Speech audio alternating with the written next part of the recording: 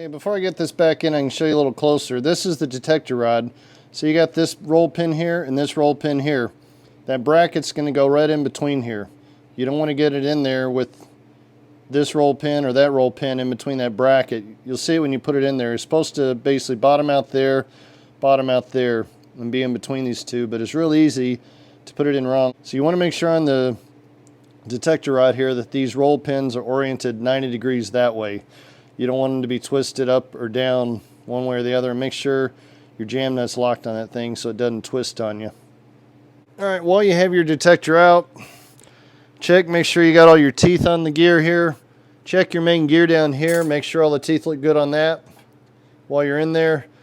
And let's go ahead and stab the detector here. It's pretty easy. Just feed the detector rod. You'll kind of see where it goes. Get this close in here. Okay. I got the detector kind of set in place. The only thing you want to watch for is this arm here for the butterfly that you put on the side that does the scissors that I showed you earlier. You want to make sure it's below the shaft and on the inside of the hook selector attach arm. It can get in the way. When you put it down there, that hook selector detach arm can catch it. You want to make sure it's over here on the inside so that's in its proper position. So we got the detector set in place. You can get the detector rod and put it in the correct place once you get the detector in. That's not critical at this point. So just set it in there. You get in the frame of the detector between the gear and the frame of the one-to-one. Go back. You shouldn't have to worry about timing. You're still at 90 degrees. That little cam's going to hold it in place. Get it back there. And there it goes, in place. I'm going to put one bolt in here just to hold it for right now. It'll have to come out later because that's where that bracket goes from my 44-144 switch. But at least one bolt to hold it in place. Make sure your little butterfly selector arm is down below the shaft and on the inside there, and you can still get it hooked up before you get a bunch of stuff hooked up and find out you got it in the wrong position. And after that, just a matter of hooking everything back up that you did before. And one thing I noticed when I got the detector back on, I didn't get the sweep hook rod in the right position. It should be up top here. I got it below the frame there, so I may need to pull the pin out of the top here, put it in the correct position, then put the pin back on the top. Okay. Get this rod up here. Goes up here on the top. There's a little slot there for it to fit into. Get it in there and put your pin back on the top. Alright, now that we got this back in, we can move this back down. As I say, it went to about 8:30. What I mean, like 12 o'clock, 9 o'clock. It was just past 9 o'clock. So I'm going to have to raise a little finger here.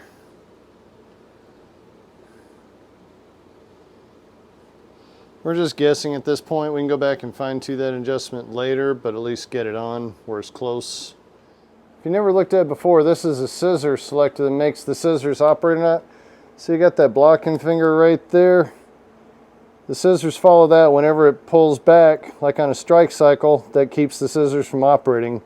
But when it wants the scissors to operate, this rotates back there, which lets that out of the way, and then the scissor cam follower can follow and the scissors will operate. But the detector pulls on that, stops it from operating. Okay, we got this hook selector, two arms put in with the pins, got the scissor selector, got it in. Next we're going to put in that one down below that is attached to this arm right here. You see it down below there? There's a rod there. Go ahead and connect it to this. Now next step is critical. See that bracket right there? Let me get to focus. That roll pin needs to go above the bracket. Not in the bracket. But make sure that goes above that bracket. I'm trying to get it lined up down below here. There you go. See how that roll pin is above it, not in between it. Easy to do. I just got to put the pin in down below The detector rod will be back in. Okay, you got your 5 connected here. You got the pin on the bottom of this arm right here. You got the detector rod with the roll pin above that bracket, not in between, but above. You got your hook selector arm here, your other one here, and your scissor selector there. I know I don't have an X washer on the end of that, or that one right now. I dropped them, and I need to get a couple out of the drawer, but for now I got the pins in there. This one's in, it's got the pin in it. Now let's move back up top and reconnect everything up there. I'm going to want to get this back in. I can time this out later. The 44-144 is probably going to be a little bit off. But remember, I've got no bridge on mine because older detector that doesn't have the mounting plate on there. The detector's shaped different here in the middle. So it's got to have this on there instead. So I'm going to pull this bolt back out that I put in earlier just to kind of hold things together. And put it on like this. And I'll set the 44-144 later. Go ahead and tighten them back down. That'll put the detector completely in place. Tighten that, and don't forget the bottom bolt that we took out earlier. We didn't put in all the way. Okay. Tight, but not too tight because you don't want to snap those bolts off. Okay, now put this outer pin in. This on the outer range linkage here.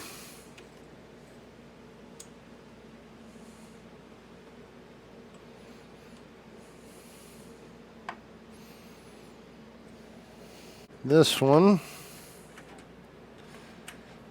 are all messed up here. Put that one through there.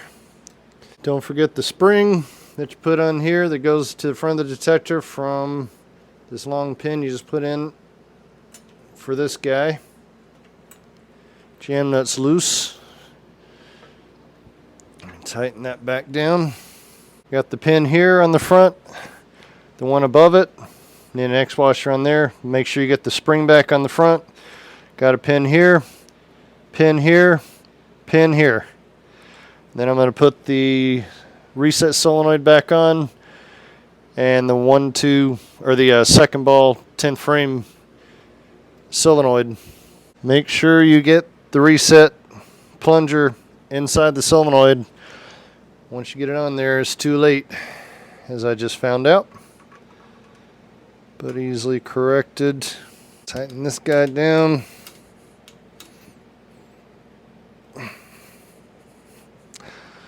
Okay, then got to get the pin in here.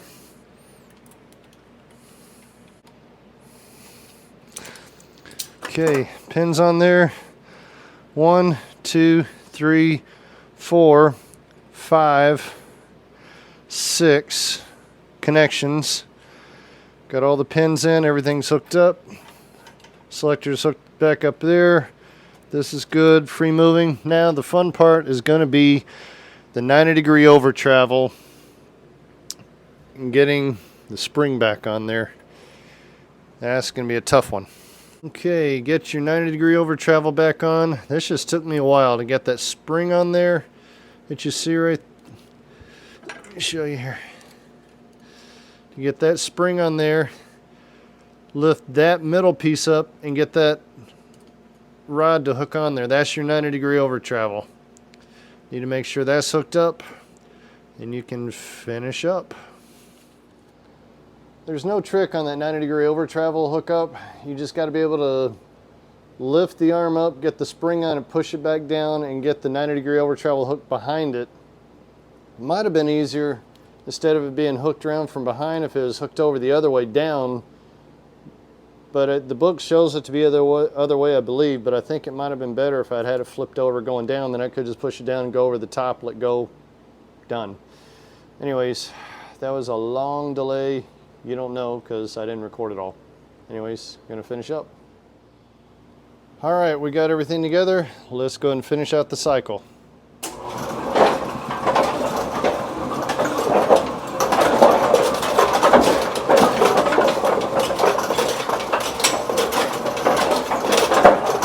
And 90-degree over travel worked just fine. There we go. We got the detector back in. Okay, we are at 0 degrees. This is the detector timing hole right there. Got a number 2 apex tip. It should go all the way in. That means the hole in your gear is at 0, lines up with the hole on the outside of the detector. We are timed out. Now see how it goes in, no problem. You got to make sure you're at 0. If your machine is stopping just before or after 0, pin's not going to slide into the hole. So you need to make sure you're at 0. The newer arms are offset. But you want to see that it's parallel with that. It's not, you know, above or below. You can tell pretty much. You need to have it straight. If you're at 0, pin should go in. You're timed out. We're good to go. Let's go bowl. That was a lot of work, more than you realize. You know how sometimes things can take 20 minutes? Sometimes they can take 2 hours, even the simplest things. That was an example of this is going to take 2 hours. That 90-degree over travel thing kind of kicked my butt a little bit there, getting it back on correctly. But it's back on. It'd been better if I had 2 people, because you're kind of doing 3 things at once, and it's kind of hard to do that. But I finally got it back on. I hope you enjoyed the video. Hope you learned something from it. That is how to remove a detector, how to put it back on. If you don't have the 90-degree over travel, it'd go a lot quicker. So anyways, thanks for the suggestions. Thanks for watching as always. See you next time from the garage bowling alley. Send us your comments and requests. See you live this weekend. Sunday from the garage, Monday from USA Bowl.